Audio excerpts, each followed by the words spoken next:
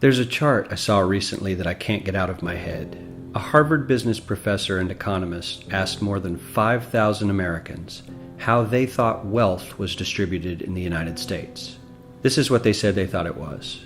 Dividing the country into 5 rough groups of the top, bottom, and middle 3 20% groups, they asked people how they thought the wealth in this country was divided. Then he asked them what they thought was the ideal distribution. And 92%, that's at least 9 out of 10 of them, said it should be more like this. In other words, more equitable than they think it is. Now that fact is telling, admittedly, the notion that most Americans know that the system is already skewed unfairly. But what's most interesting to me is the reality compared to our perception.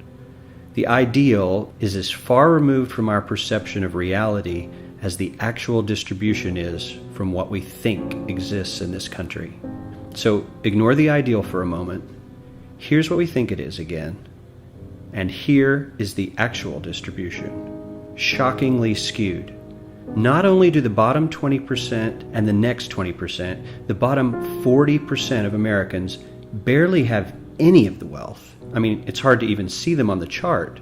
But the top 1% has more of the country's wealth than 9 out of 10 Americans believe the entire top 20% should have. Mind-blowing. But let's look at it another way, because I find this chart kind of difficult to wrap my head around. Instead, let's reduce the 311 million Americans to just a representative 100 people. Make it simple. Here they are: teachers, coaches, firefighters, construction workers, engineers, doctors, lawyers, some investment bankers, a CEO, maybe a celebrity or two. Now let's line them up according to their wealth. Poorest people on the left, wealthiest on the right, just a steady row of folks based on their net worth. We'll color code them like we did before based on which 20% quintile they fall into.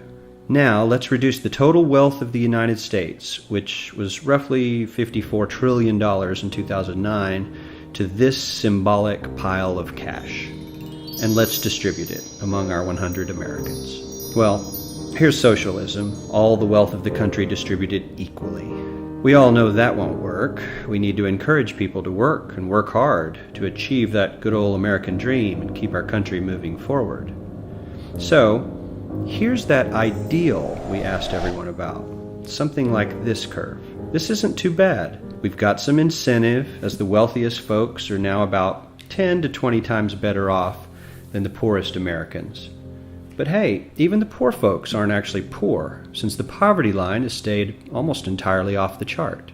We have a super healthy middle class with a smooth transition into wealth. And yes, Republicans and Democrats alike chose this curve. 9 out of 10 people, 92%, said this was a nice, ideal distribution of America's wealth. But let's move on. This is what people think America's wealth distribution actually looks like. Not as equitable, clearly, but for me, even this still looks pretty great.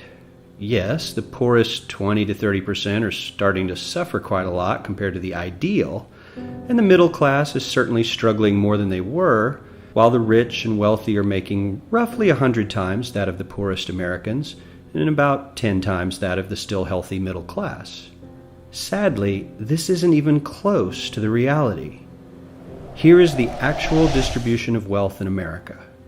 The poorest Americans don't even register.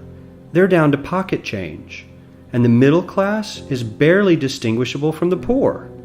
In fact, even the rich between the top 10 and 20 percentile are worse off. Only the top 10% are better off. And how much better off? So much better off that the top 2 to 5% are actually off the chart at this scale. And the top 1%, this guy, well, his stack of money stretches 10 times higher than we can show.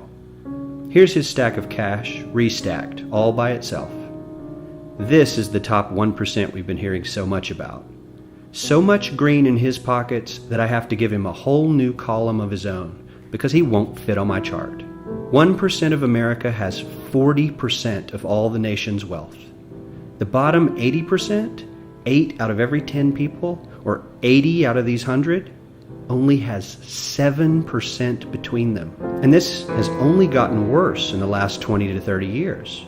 While the richest 1% take home almost a quarter of the national income today, in 1976 they took home only 9%, meaning their share of income has nearly tripled in the last 30 years. The top 1% own half the country's stocks, bonds, and mutual funds.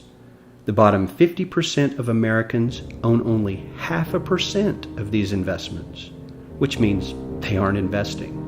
They're just scraping by.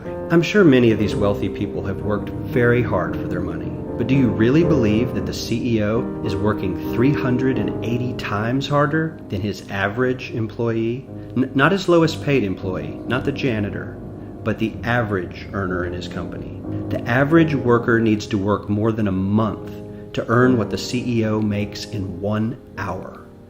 We certainly don't have to go all the way to socialism to find something that is fair for hardworking Americans. We don't even have to achieve what most of us consider might be ideal.